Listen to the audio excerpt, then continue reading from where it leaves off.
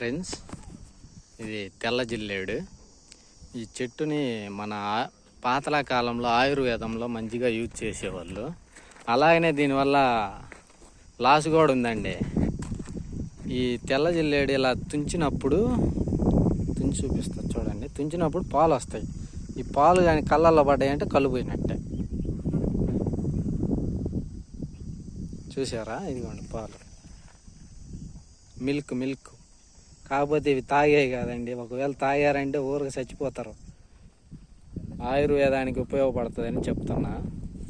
ఈ తెల్ల జిల్లేడు అనేది మన ఇంటి ముందు దిష్టి బొమ్మలకు కూడా కడతారండి. మీరు ఎప్పుడన్నా అబ్జర్వ్ చేసి ఉంటే మీ ఇంట్లో కానీ ప్రతి దిష్టి బొమ్మకి పైన ఒక కర్రలాగా ఉంటుంది కదా, కర్ర వచ్చేసి ఇదే ఈ తెల్ల జిల్లేడు కర్రేనండి. దాన్ని అనేది ఎండబెట్టేసి వాళ్ళు దాన్ని అలా ఏర్పాటు చేస్తారు. ఈ తెల్ల జిల్లేడు మాత్రం ఎంత ఆయుర్వేదంలో యూజ్ చేస్తారంటే అన్ని వేల్లో యూజ్ చేస్తారు. ఈ తెల్ల జిల్లేడుని మీరు ఎప్పుడన్నా గమనించి ఉంటే మన పెద్దోళ్ళు తేలు కుట్టినప్పుడు ఈ పాలు అనేవి ఆ తేలు కుట్టిన ప్లేస్లో పొడుస్తారండి.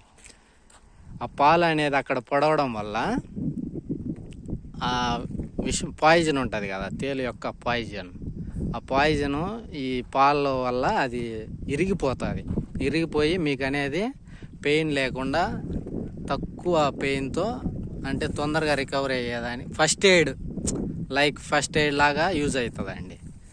ఈ తెల్ల జిల్లేడు యొక్క పాలు ఫస్ట్ ఎయిడ్ లాగా మీకు యూజ్ అవుతుంది. అదేవిధంగా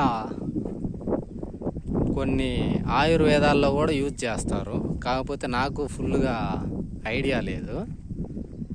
ఈ తెల్ల జిల్లేడు యొక్క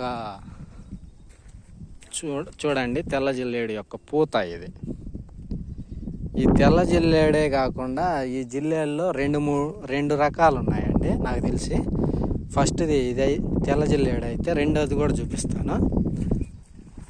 ఇదిగో చూడండి,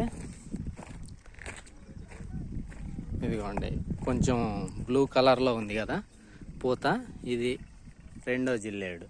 ఇంకెన్ని రకాల జిల్లేళ్ళు ఉన్నాయో మనకి కూడా అంతగా ఐడియా లేదండి. ఈ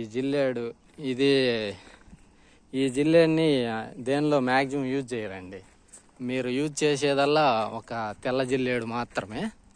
ఈ తెల్ల జిల్లేడు మన పూర్వీకులు ఆయుర్వేదంలో యూజ్ చేసేవాళ్ళు. మీకు ఎవరికన్నా తెలిసి ఉంటే మాత్రం లైక్ చేయండి. కొంచెం కామెంట్ కూడా చేసి వేటెల్లో యూజ్ చేస్తారో కూడా మాకు తెలియని వాటిల్లో చెప్పారంటే మేము నెక్స్ట్ వీడియోలో మీకు క్లియర్గా ఎక్స్ప్లెయిన్ చేస్తామండి ప్రతి ఒక్కటి. Okay friends, thank you.